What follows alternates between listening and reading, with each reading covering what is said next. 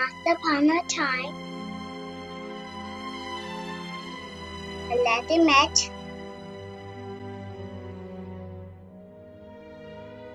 a beautiful princess named Jasmine.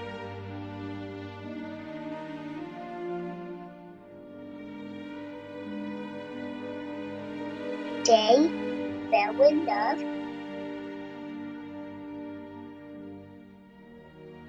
got married, and gave birth to Superman.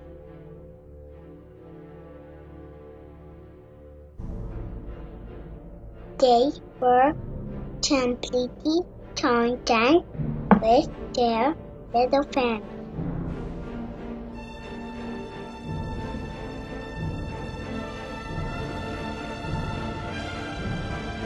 But God had better plans for them.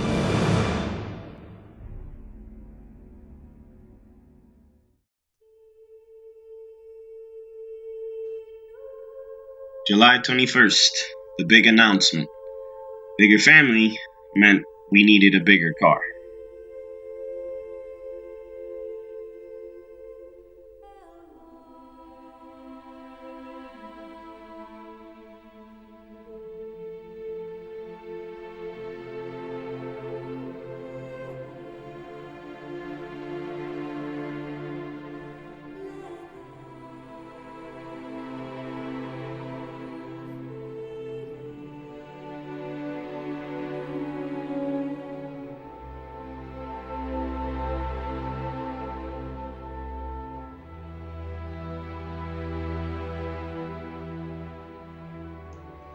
But the family didn't know what the baby's gender was until this moment. You guys got it? Wow. All right. On the count of 3. 1, 2, 3. Whoa.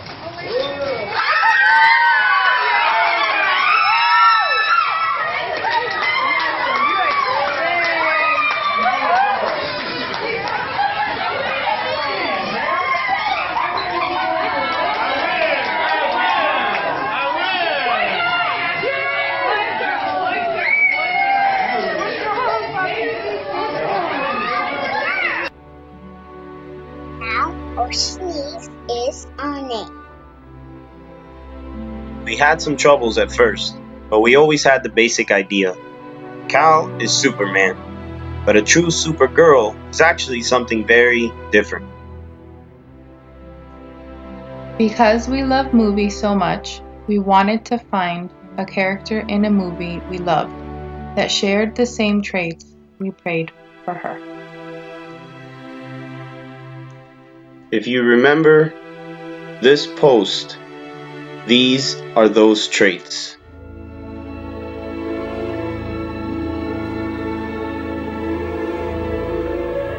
So imagine our shock and surprise when we came across this clip in the movie Lord of the Rings.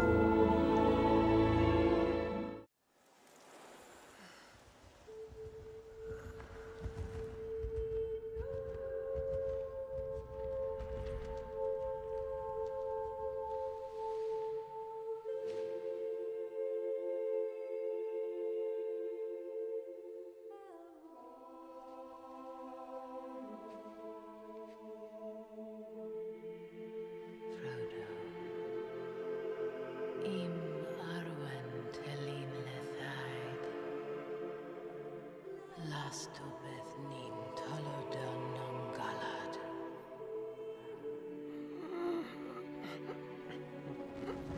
Who is she? Frodo, She's an elf. he's fading. He's not going to last. We must get him to my father. I've been looking for you for 2 days. Where are you taking me? There are 5 wraiths behind you. Where the other 4 are, I do not know. Darthawin Beriain, Rushlia Tothathon, Hon Mabathon, Rohonalin Im. Andelo Iven. What did they say? Frodo fear, Iathroni here, Torgwaith nin Beriathon. I do not fear them.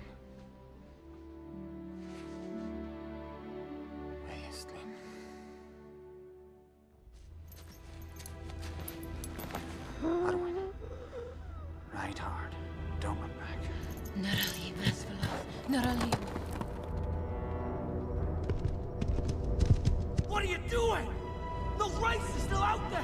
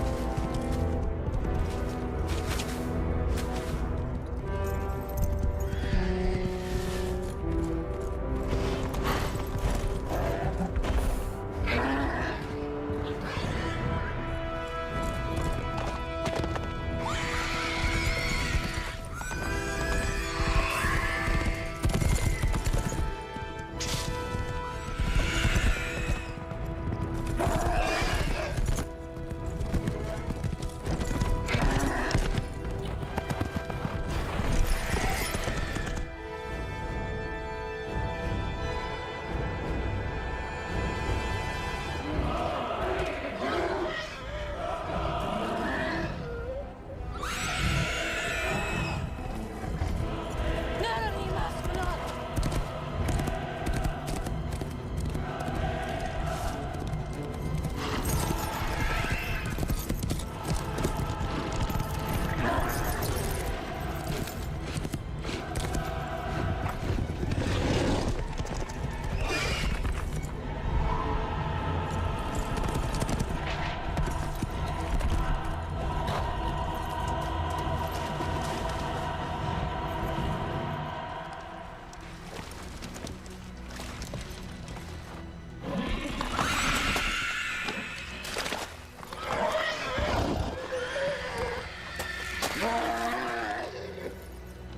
Give up the half. If you want him, come and claim him.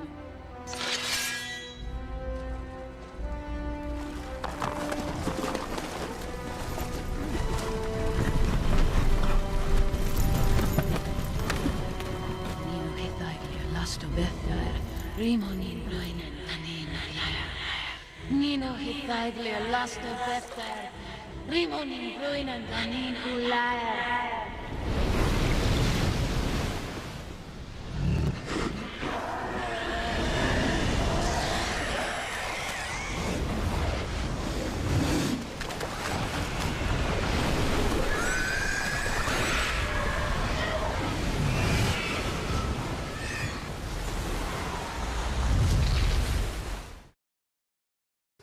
Alright, so basically the announcement does have to do with the baby girl. What up, Joe? We had a revelation on the name as to what it is that we're gonna name her. It's gonna be her first name. We have no idea. We're gonna pick a middle name, of course. We haven't picked that yet. Rosalina's still in the works. Which makes the initials a little weird. But here's what it is. It's nothing that nobody has picked yet. And it's got to do with, everything I'm going to show right after we get the name. So, alright, yes, brush your hair. I don't know. What is my hair doing? Here, I'll put a hat on because I'm just in the house. I know it looks ugly. Okay, so, boom, hat is on. Alright, so, the name has to do with, you ready? Yep. Alright. Her first name will be, unless God says no and it picks like another more awesome name, which I really doubt is going to happen. Her name will be, it has to do with It's towards you, babe. this movie. The movie we're watching, right there. Does anybody know what it's going to be? It's not going to be Gandalf. That's not going to be her name. Her name will be Arwen. That's her first name. Arwen. That's the elven girl from the movie who helps. He's a healer who does all this cool stuff. So we like it a lot. And yeah, her first name will be Arwen. Arwen. That's it. J.R.R. Tolkien, writer of The Lord of the Rings, chose for this character the Welsh name Arwen, meaning noble maiden.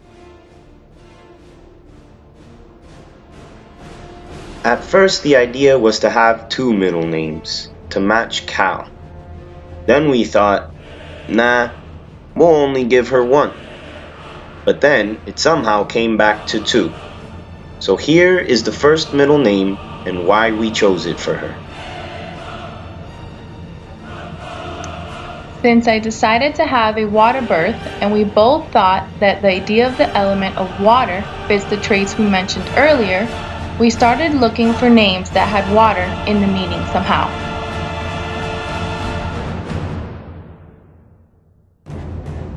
How many of you know that Stacy played rugby in high school?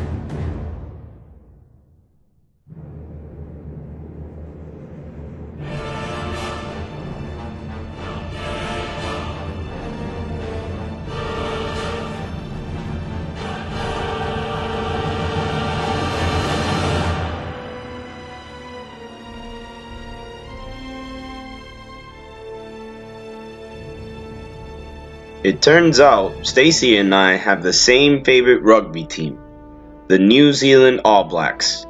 Coincidentally, New Zealand is where The Lord of the Rings was filmed.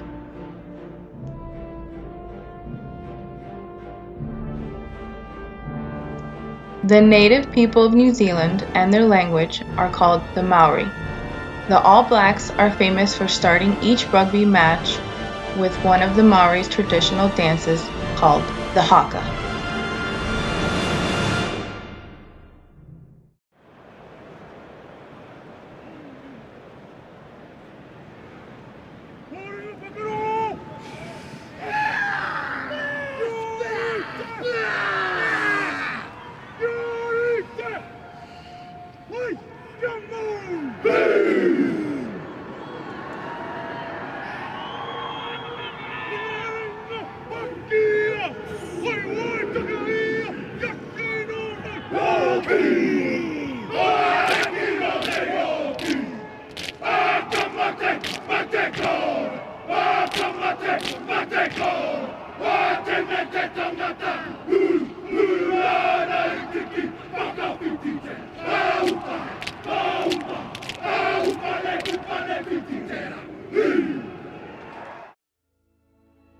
Arwen's middle name is Viola.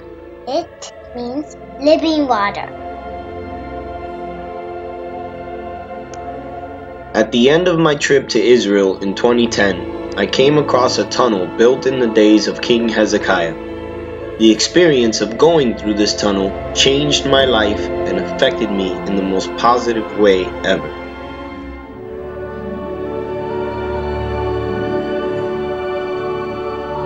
So this time, in order for you to better understand why we chose her second middle name, I'll be taking all of you with me on this journey through my feelings and thoughts as we make our way through Hezekiah's tunnel.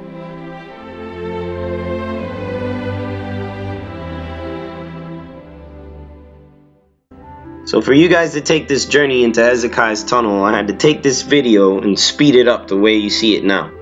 So what takes 30 to 45 minutes would only fit into 7. This is the main stairway into the tunnel, and this is the very entrance of the tunnel, where you can literally see the waters of the Gihon Spring gushing into the tunnel. The tunnel is about 1 kilometer long, or just a little over, which makes it about 0.7 of a mile. The height of the tunnel at its very lowest is only 4 feet tall, and at its widest is at 2.5 feet wide, which makes it pretty much where you're scraping your elbows the whole way through. I didn't know any of these facts though when my friend Fred, the missionary in Israel who I bumped into, took me to this tunnel. He gave me a tiny little light, much less powerful than the one you see here in this video, and asked me to walk until where I could not see the entrance behind me anymore and shut the light off and try to continue walking in the tunnel in the dark. When I got to that point and I shut that light off, I could not explain to you how dark that tunnel really is. You cannot see the hand in front of your very face, even if you placed it an inch away from your eyes. But I continued walking, maybe 30 or 40 steps before I realized just how truly scared I was. How tiny and insignificant I felt, like a little baby. And I thought this thousands of year old tunnel was gonna just all of a sudden decide to collapse on me and trap me in here forever and never let me out, and I was gonna be stuck in there forever and never see the light of day again. So I was scared, and there was nothing else I could do. I didn't want to turn around and go back, so I turned the light back on. I'm so happy I did. So as soon as I turned that light back on, boom, it hit me. I'm going to give you a little bit of backstory. I reached this tunnel in Jerusalem at the end of my trip, which took a little bit over a month, maybe a month and a half, backpacking from London all the way to Jerusalem. The trip was to ask God for a Paul-like type experience. In fact, that was my prayer throughout the whole trip. I wanted to see God. I didn't want to just accept what I read from the Bible and heard from pastors, and I wanted to see Him and hear Him like the people in the Bible did, and I didn't want to go home until I did. So I basically asked God, Lord, I don't care if you have to make me blind. I just need to see you. And what He did was He took me to this tunnel where when I had shut that light off, I literally was blind. And then the awesome part about it was, as I continued through the tunnel, I just kept praying over and over again, Father, never leave me, never keep me away from you, always let me be by you, never let me be out of your sight, never let me be away from your light. I need your light. Father, I can't continue without your light. I need to be in your light always. Never let me be in darkness again. I need to stay with you for eternity, Father. I need to live with you forever. I cannot be away from you. I cannot be in outer darkness. Lord, just stay with me, Father. And if I hadn't recited that and continued that thought in prayer while I was in that tunnel over and over and over again, I literally thought I was going to be in that tunnel forever. Because that 45 minutes it took for me to walk this whole tunnel that you're seeing in front of you right now felt really, really long. And it was really, really scary. And then I started to realize something. This tunnel is not too much different than life. You know, you kind of just get born, just dropped into it, not knowing how long it's going to take or how far it's going to take you. It's rough around the edges. It's really hard to get through. And it's just a lot of darkness in this world. You can't really see too far ahead of you. But one thing I knew for sure is that you definitely can't do it without that light. So I thank God for the light. The light who is Christ, His Son, Yahushua, who came here to be the light for us, to lead us away from this darkness that we were born in, and to bring us back into eternal life, eternal light, which you reach at the end of the tunnel, at the end of your life. And the funny thing about at the end of this tunnel was, and you'll see as this gentleman gets to it here in the video, is that when you get to the end of the tunnel at Hezekiah, the Gihon Spring, it leads you to a pool. Now, this pool is pretty famous. In the book of John, chapter 9, verses 1 through 11, you hear about the story where Yahushua healed the blind man at this pool, the pool of Siloam. Shalom literally means to be sent. And that's what He told the blind man. He said, go to the pool and wash, and you'll be healed. Which brings me back to my prayer. I asked God, make me blind so I can see you. And He did by taking me through this tunnel. It was so dark. It was as if I was blind. And then He sent me to this pool so that I can see again. Siloam, pronounced in Hebrew, is Shiloah. And for that reason, that's what I chose to name my daughter. And here it is, the pool of Shiloah, where Yahushua healed this blind man. Thank you for taking this journey with me through Hezekiah's tunnel. Shiloah, Hebrew meaning to send with peace. So her name altogether means noble maiden from the water of life is sent with peace to the Garcias. Thank you for joining us in celebrating our daughter's soon-to-be birth. And to close us off, Without any further ado, we would love for you all to meet my new baby sister, Arwen Viola Shiloah Garcia.